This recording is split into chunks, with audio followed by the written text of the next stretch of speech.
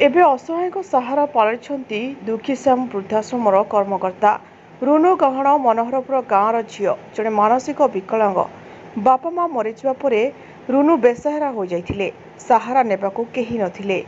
गाँव बजार में मागी जाची खाउथिले, आता पिंधारे शोउथिले। दुखीश्याम वृद्धाश्रम एलमापुर रामकृष्णपुर सालेपुर कर्मकर्ता को डाकिबा परे रुनु गहण को सम्मान रे आश्रम को नहीं जाइथिले।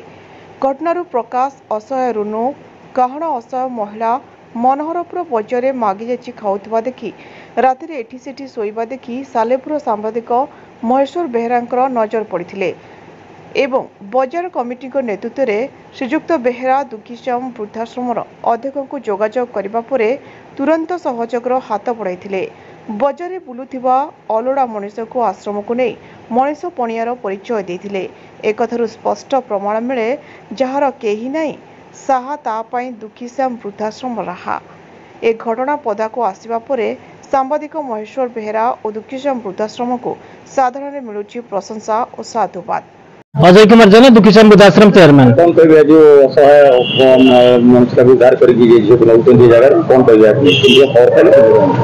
ये आमर मनोहरपुर बाजार पिकल पंचायत मनोहरपुर बाजार भाई जन फोन करते आम आसिक पहुंचीचु। से बाजार घाट में बुल खाऊँ निजर घर ना घर द्वार किसी ना बापा माँ भी ना तेणुक से असहाय अवस्था आड़े साड़े बस खाऊँ रात से बारंडा बारंडा शोचती।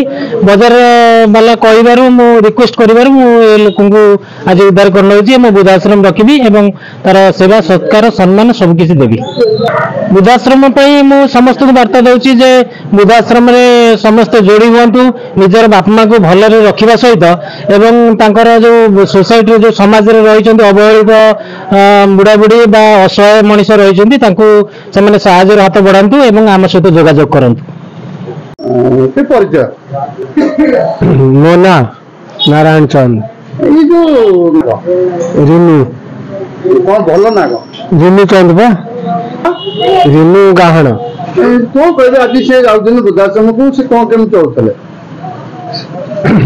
सी तो तार कई ना से आम घर था बापा बो मरीगला से माने आम कथार माई भी तार पड़ूनी बाकी से आड़ साड़ बुलिकी खाऊे ये दुकान भाव बुलिक खाई दिए।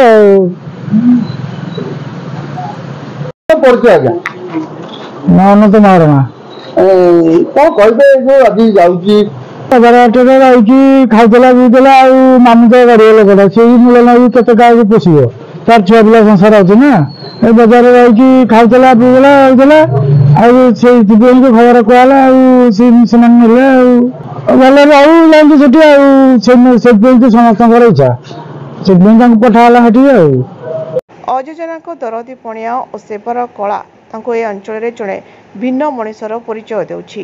सालेपुर महेश्वर बेरा रिपोर्ट ज्योतिप्रभा न्यूज।